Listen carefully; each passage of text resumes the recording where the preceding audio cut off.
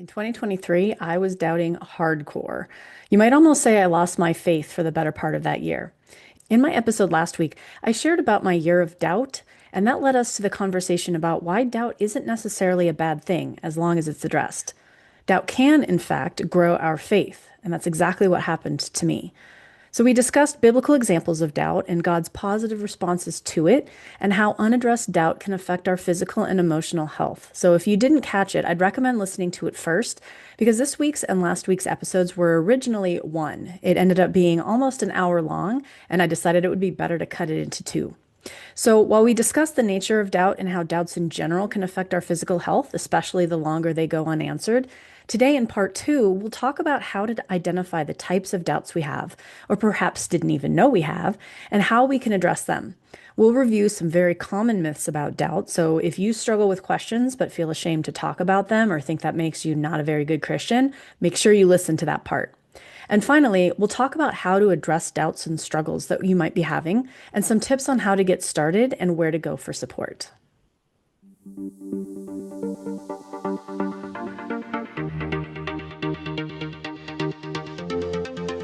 I'm thrilled you're here with us on The Christian Clinician, where we join faith with evidence-based medicine to revitalize your health and renew your faith. Get ready for real and informative conversations with wellness experts and Christian scholars alike to gain a deeper understanding of our faith, explore our God-given purpose, and discover how the strength of our relationship with God can impact our health here on earth. So one thing that I learned in this program is that the understanding the source of our doubts is huge in understanding how we need to address them. So there are different kinds of doubts, and they don't all require the same kinds of answers. So let's review what those doubts are so we can better identify the types of responses that we need based on the kinds of doubts that we're experiencing. So there's factual doubt. So this is what I went through. I had questions because of lack of evidence that I needed in order to be able to reconcile my science brain with my faith brain. So, examples of this are things like the reliability of the Bible, evidence for Jesus' life, death, and resurrection, arguments for the existence of God, the argument for fine tuning, Kalam cosmological argument, all things we'll talk about at some point. Factual doubts are answered if evidence is provided. So, if you feel like you need evidence, you need proof, then you have some factual doubts. Then there are experiential doubts. So these are closely tied with emotional doubts, which we'll get to in a minute. But the underlying issues behind the doubts are experiences that you've had. So, for example, if a woman had an abusive father and never experienced a healthy father-daughter relationship, then she might struggle with doubts about God being a loving creator who cares about her, or is a, benevolent father figure, as we call God the Father. She might have a hard time relating to him in a healthy way because of her experience of being abused as a child with her own father. We can have experiences within the Christian church or with other Christians. We can see the hypocrisy. Those types of experiences, religious traumas, abuse at the hands of a fellow Christian or of the church, those types of experiences can lead to doubts. And obviously those are traumatic. And oftentimes those are very hard to work through, right? And there can be some anger at God as well as a result of allowing you to go through these types of things. And so that doubt also needs to be addressed. Then there is the emotional doubt. So these are questions that relate to our mood or our emotions, that are not satisfied by the evidence. So, for example, things like salvation issue. Am I truly saved? Will God provide for me? I'm running low on funds. Is God going to provide for, our next meal? These types of doubts tend to be what if types of questions, and they're the most common type of doubt. And so you can give factual information all day long, and if it's an emotional doubt, you can still not accept it. You can still not believe that that's true. So we need to look at the underlying emotions. Where are these coming from? Is it, and there can be all kinds of reasons for emotional doubts. For example, you might find at a certain, if you're a female who is cycling, you might find at a certain point in your menstrual cycle that you have a lot of doubts because there can be hormonal considerations that are leading you to be more suspicious or bringing up, negative emotions about things that have maybe happened in the past or whatever. whatever it may be. If we don't eat enough food, and so we have low blood sugar, and we're not thinking clearly, that can affect our levels of doubts. If we're sleep deprived or under a lot of stress, those things can negatively impact our cognition and can impact our emotions, which then can contribute and or inflame emotional doubts that we may already be struggling with. They can also be deeper seated issues like self-esteem issues or trauma, kind of going, and this is where it kind of muddies the water a little with the experiential doubts. But we need to be looking at how are my emotions and my thoughts and beliefs around God and what He allows to happen, and the problem of evil and things like that. Those are very emotional doubts. And then the last is arguably one of the hardest ones to overcome. These are volitional doubts. These are choices that you're making to not pursue a relationship with God. And so, in order to change these doubts, you need to actually change your desire to pursue answers. And this is where it can be hard, because if you don't have the desire to change, then it can be very difficult to actually change, right? So, volitional doubts are things like choosing not to go to church because you don't see the need for it, you don't want to, you think it's a waste of time, whatever the case may be. You don't want to engage in church activities.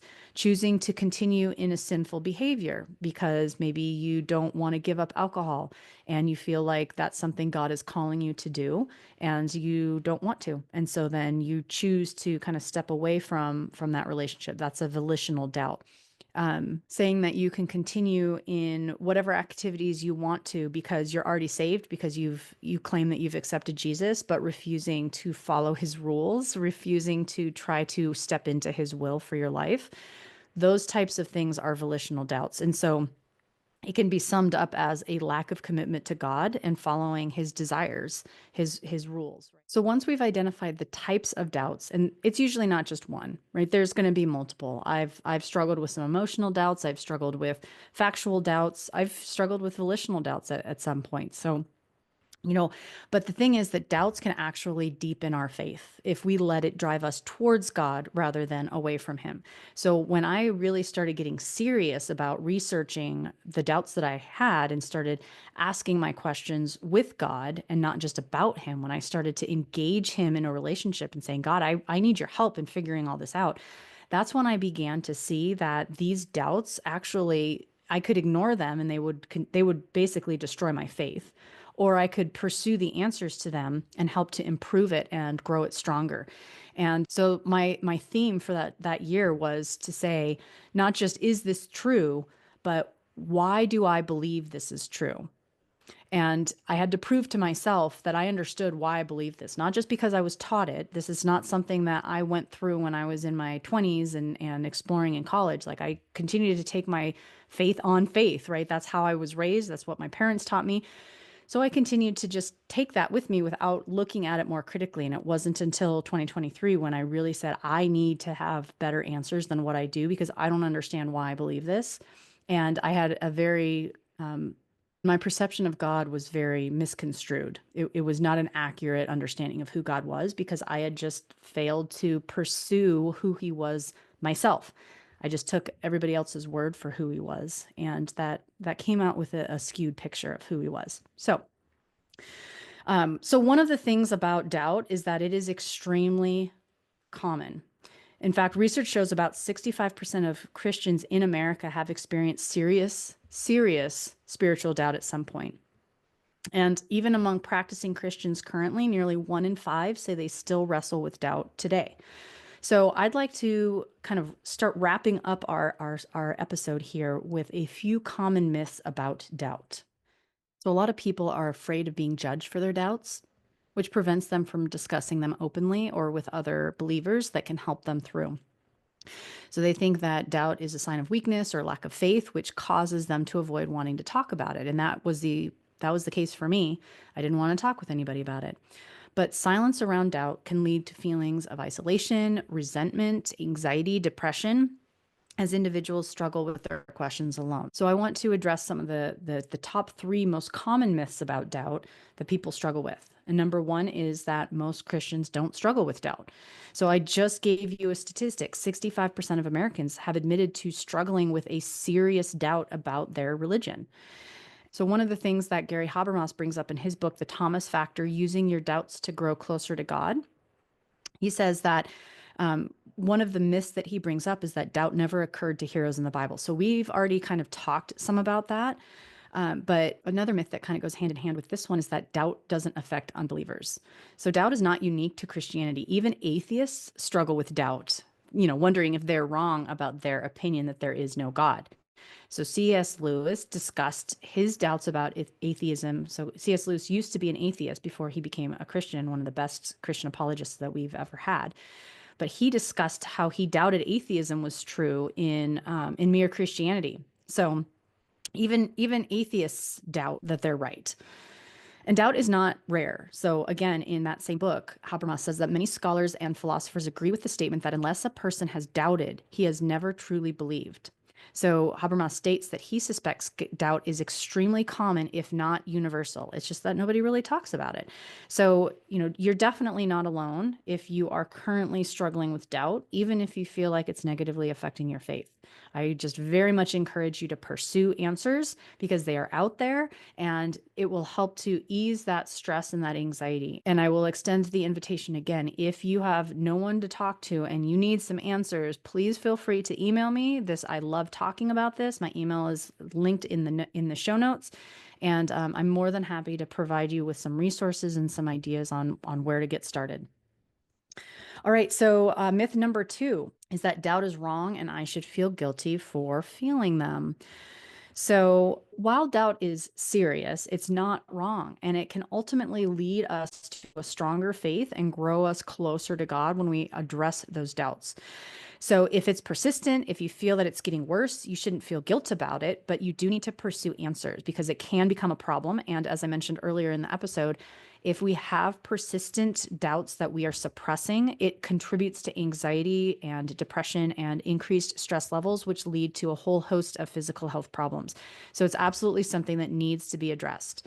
However, we don't need to be feeling guilty about it. So we all struggle with it at some point.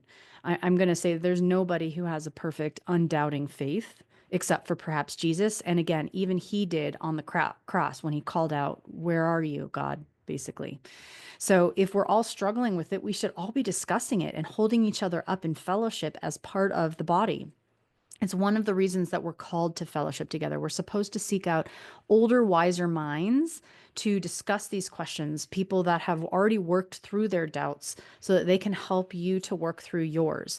Knowing that you have someone there helping to guide you and to find answers with you can be in and of itself just a wonderful strength to uphold you through this difficult time.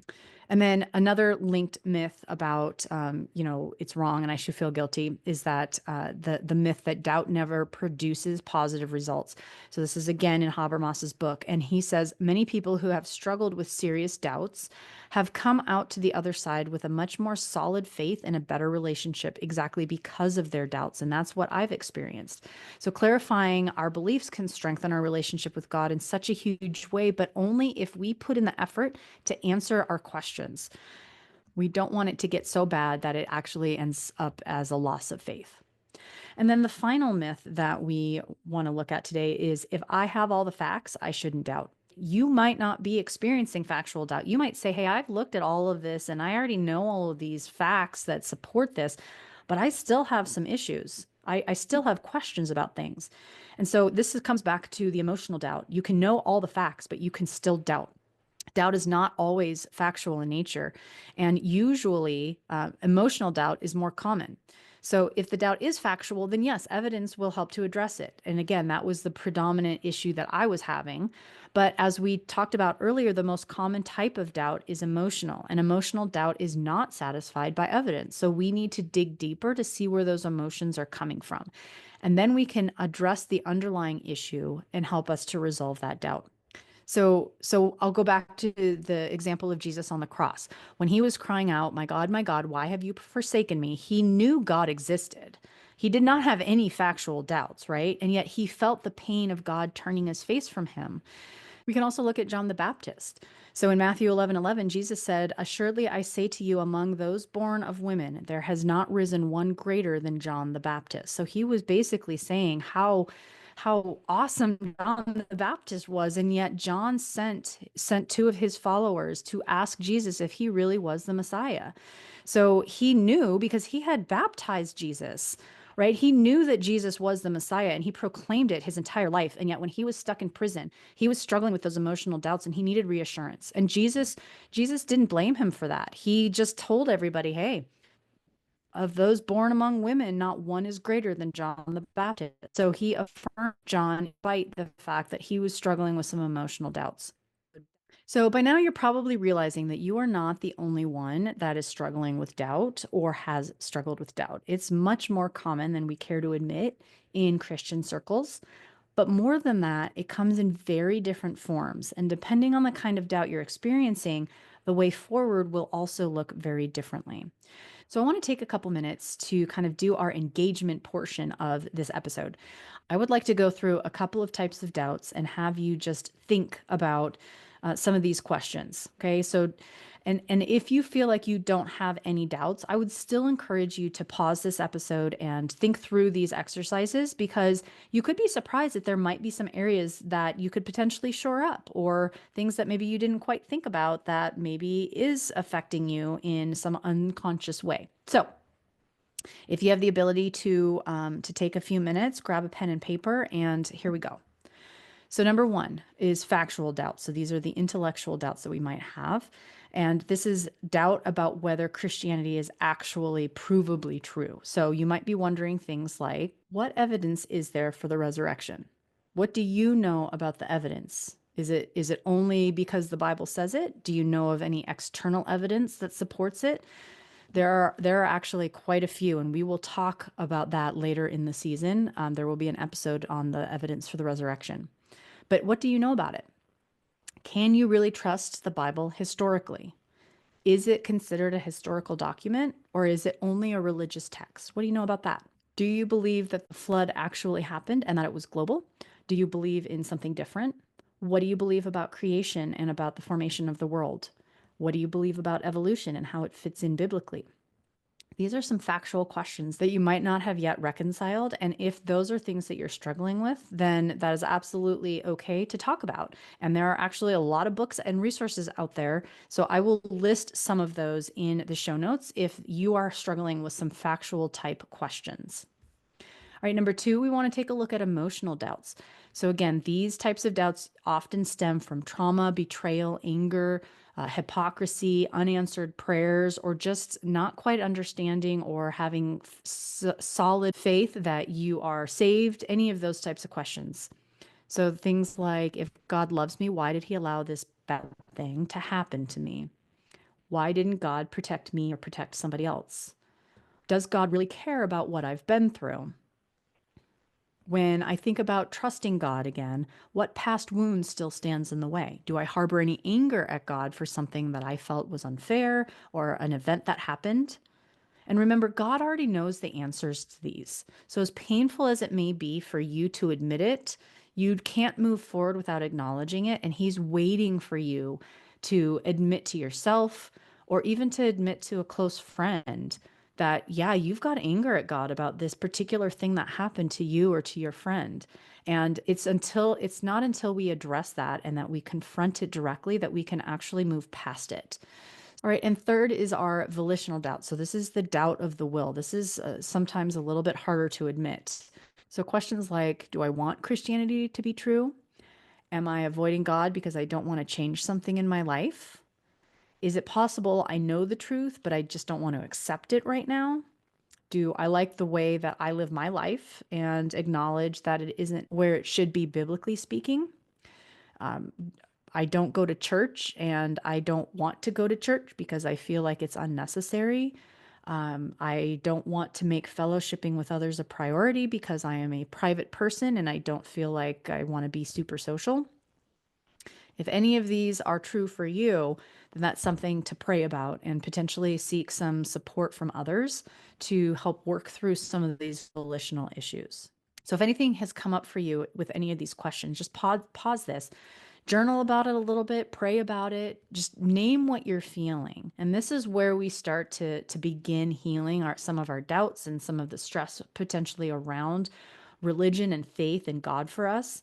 It's not when all of your doubts are gone, but it's when you start recognizing them for what they are and begin working towards resolving them that we can start to feel some great relief. We can also start to feel some great stress.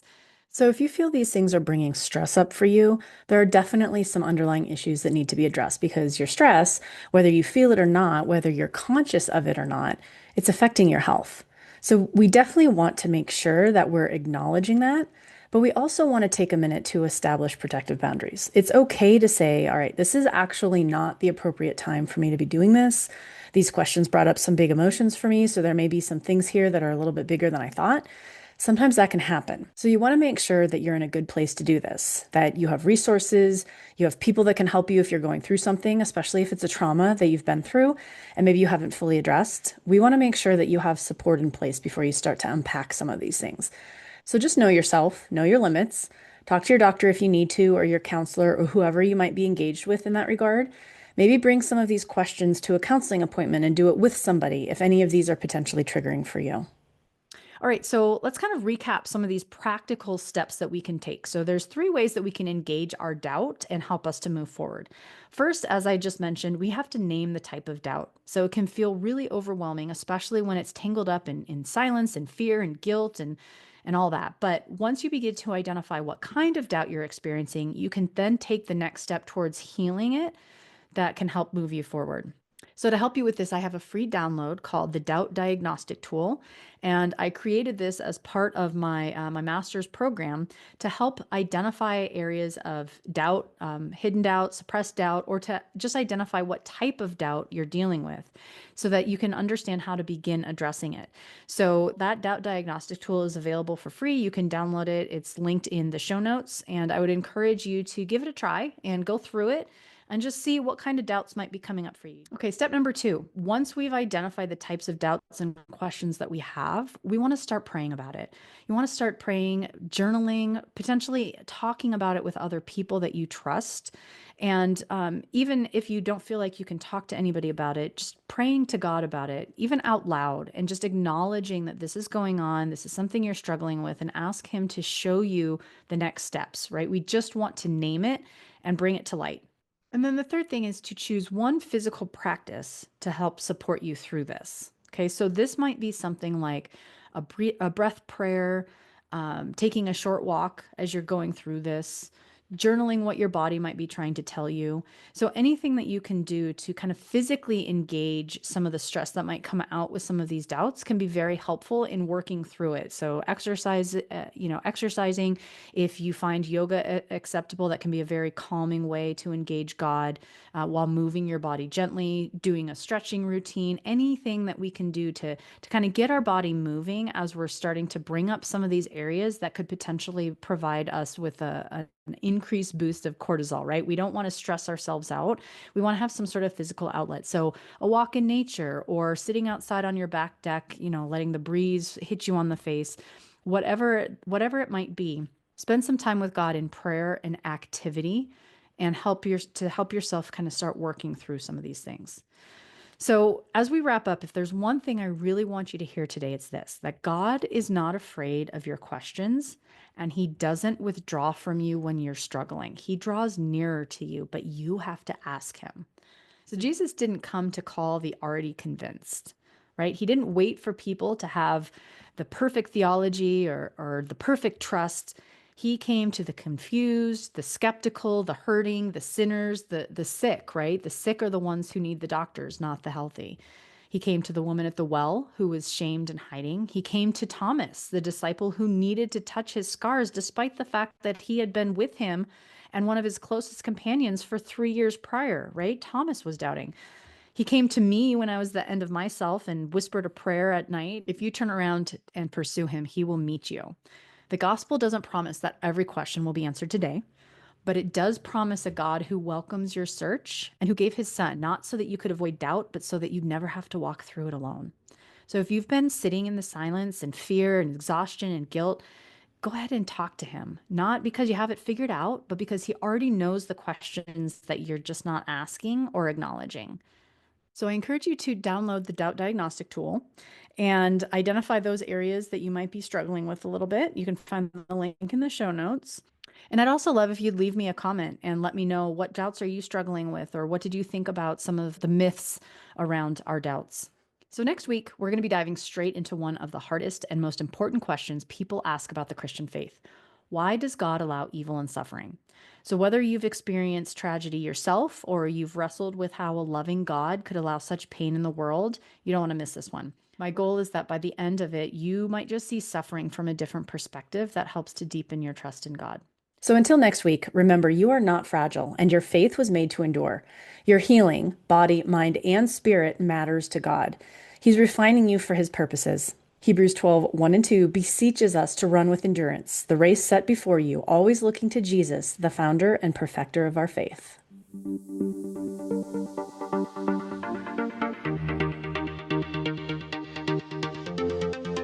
Thank you for listening to our podcast.